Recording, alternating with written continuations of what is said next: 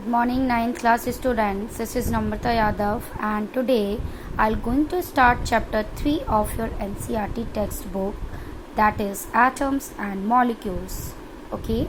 So as the name is describing in itself that we are going to discuss in detail about the atoms and the molecules. Okay.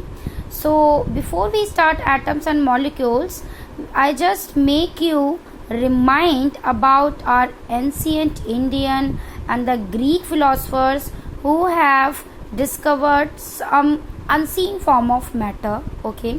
तो जो हमारे ancient Indian और जो हमारे Greek philosophers थे वो हमेशा कुछ ना कुछ नया डिस्कवर करते रहते थे. तो उन्होंने एक अनसीन फॉर्म ऑफ मैटर के बारे में देखा, उसको खोजा.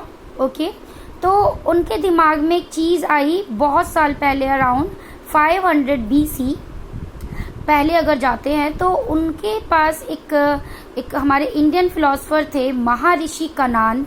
ठीक है. तो महर्षि कणाद जो थे इन्होंने बताया कि अगर हम किसी भी मैटर को, ठीक है, मैटर मतलब पदार्थ, अगर हम उसे बहुत छोटे छोटे पीस करते जाएंगे तो उसके और छोटे छोटे पीसेस होते जाते हैं. ओके. फिर एक ऐसा टाइम आता है जब हम उस स्मॉलेस्ट पार्टिकल को और छोटा नहीं मतलब तोड़ सकते. ओके. तो उन्होंने बताया कि फिर उसके बाद इस छोटे टुकड़े का जो लास्ट छोटा टुकड़ा बचा, अब उसके और टुकड़ा नहीं हो सकता तो यहाँ पे आके रुक जाता है इसकी डिवीजन. इसका डिवीजन जो है वो रुक जाता है और जहाँ पे इसका आके डिवीजन रुक जाता है उसे उन्होंने नाम दे दिया परमाणु. ओके. फिर एक दूसरे हमारे इंडियन फिलोसफर थे पाखुदा कत्यायमा.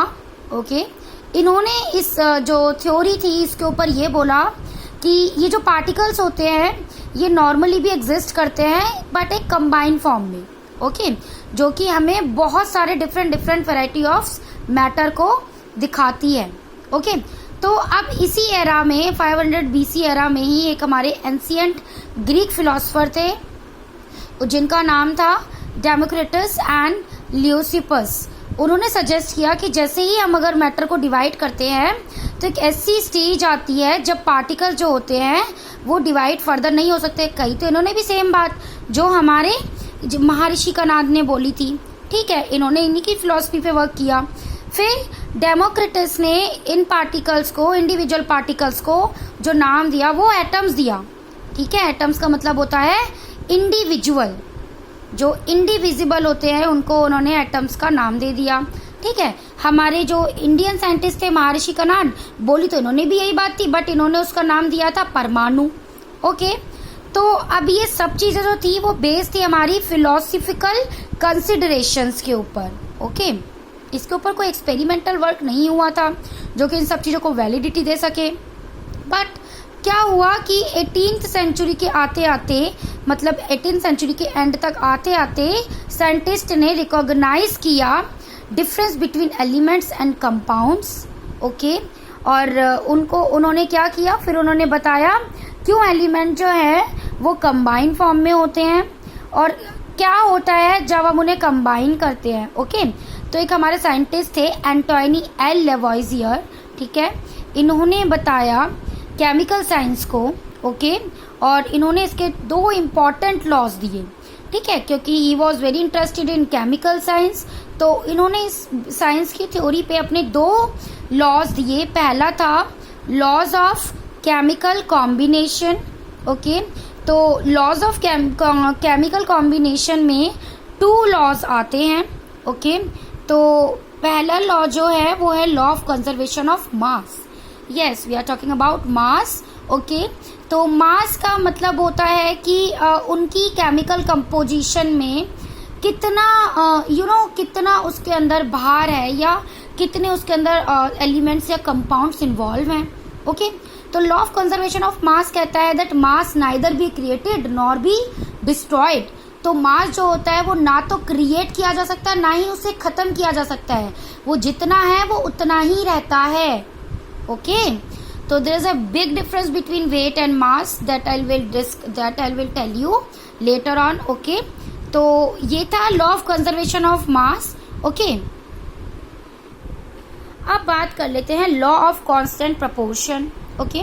तो जो हमारे लेवॉइजियर थे, इन्होंने क्या किया, दूसरे साइंटिस्ट के साथ मिलकर अपनी थ्योरी डिस्कस करी और उन्होंने दो अदर साइंटिस्ट की भी थ्योरीज के रिजल्ट देखे। फिर उन्होंने नोट किया जो कंपाउंड्स होते हैं वो आपके दो या दो से ज्यादा एलिमेंट से मिलकर बनते हैं, ठीक है, और हर कंपाउंड के अंदर जो होते हैं वो सेम एलिमेंट्स होते हैं और सेम प्रोपोर्शंस में होते हैं। ओके, तो इन्होंने क्या किया, इन्होंने कंपाउंड लिया, ठीक है, वाटर, और इसमें इन्होंने रेशियो देखा हाइड्रोजन और मास का। ओके, इनका मतलब मास ऑफ हाइड्रोजन और ऑक्सीजन इन्होंने रेशियो देखा कि हमेशा 1:8 रहता है। ओके, चाहे सोर्स ऑफ वाटर कुछ भी हो, चाहे वाटर आप कहीं से भी लो, ठीक है। तो जो 9 ग्राम ऑफ वाटर जो है वो डिकम्पोज होगा 1 ग्राम ऑफ हाइड्रोजन के साथ और 8 ग्राम ऑफ ऑक्सीजन के साथ हमेशा। ओके, चाहे वो हम कहीं से भी ले। इसी तरीके से अमोनिया में देखें और नाइट्रोजन में देखें और हाइड्रोजन में देखें तो ये हमेशा 14:3 के रेशियो में ही होते हैं मास में। ओके, तो अमोनिया का फॉर्मूला क्या होता है, NH3। तो N का जो नाइट्रोजन और हाइड्रोजन का रेशियो है, तो नाइट्रोजन का 14 और हाइड्रोजन का 3। तो ये इनका मास जो है, इनका रेशियो सेम रहेगा चाहे तुम कितनी भी अमाउंट में अमोनिया ले लो। ओके, तो लॉ ऑफ कांस्टेंट प्रोपोर्शन बताते हैं कि एक डेफिनेट प्रोपोर्शन होता है जिसमें एलिमेंट जो होते हैं वो हमेशा एक डेफिनेट प्रोपोर्शन, उनका जो मास का एक डेफिनेट प्रोपोर्शन होता है उसमें प्रेजेंट होते हैं। ओके, तो ये था हमारा law of proportion, law of constant proportion. Okay, फिर उन्होंने एक नेक्स्ट प्रॉब्लम देखी, ठीक है। उन्होंने मतलब जब दूसरे साइंटिस्ट के साथ इसी चीज पे जब वर्क किया तो उन्होंने एक दूसरी प्रॉब्लम देखी जो उन्होंने फेस किया कि इस लॉ के अंदर जो एक ब्रिटिश केमिस्ट जॉन डेल्टन थे, इन्होंने एक बेसिक थ्योरी बताई थी about the nature of matter. तो डेल्टन ने क्या किया था, एक आइडिया ऑफ डिविजिबिलिटी को लिया था। जब मैटर का डिवीजन हो रहा था तो इसका आइडिया लेकर इन्होंने अपनी एक फिलॉसफी तैयार की। इन्होंने नाम एटम्स ही लिया, ओके, और कहा कि ये जो एटम होता है ये स्मॉलेस्ट पार्टिकल ऑफ मैटर होते हैं। ओके, इनकी थ्योरी जो थी वो लॉज ऑफ केमिकल कॉम्बिनेशन पे ही बेस्ड थी, ठीक है। फिर जो डेल्टन एटॉमिक थ्योरी थी, इन्होंने एक एक्सप्लेनेशन बताई law of conservation of mass and the law of definite proportion इन दोनों के ऊपर, ठीक है। अब थोड़ा सा डिस्कस कर लेते हैं जॉन डेल्टन कौन थे जिन्होंने इतनी बड़ी थ्योरी दी। तो जॉन डेल्टन जो थे वो एक पुअर वीवर फैमिली से बिलोंग करते थे। ही वॉज फ्रॉम इंग्लैंड, ठीक है। तो इन 1766 उन्होंने अपना करियर स्टार्ट किया था as a teacher at the age of 12। Okay, 7 साल बाद वो एक स्कूल प्रिंसिपल बन गए।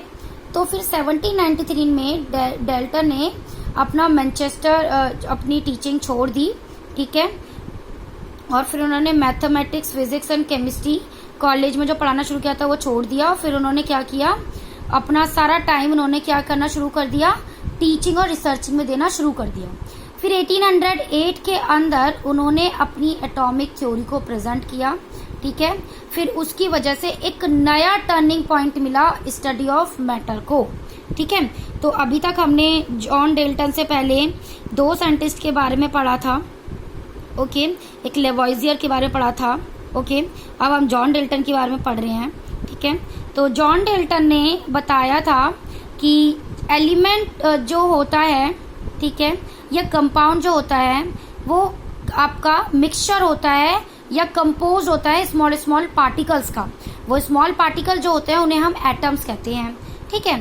तो इन्होंने इसके अंदर कुछ पोस्टुलेट्स बताए थे, ठीक है, कि क्या क्या इसके अंदर जो थी मेन चीजें वो बताई थी कि जितने भी मैटर होते हैं वो made up of very tiny particles होते हैं जिन्हें एटम्स कहते हैं, ठीक है।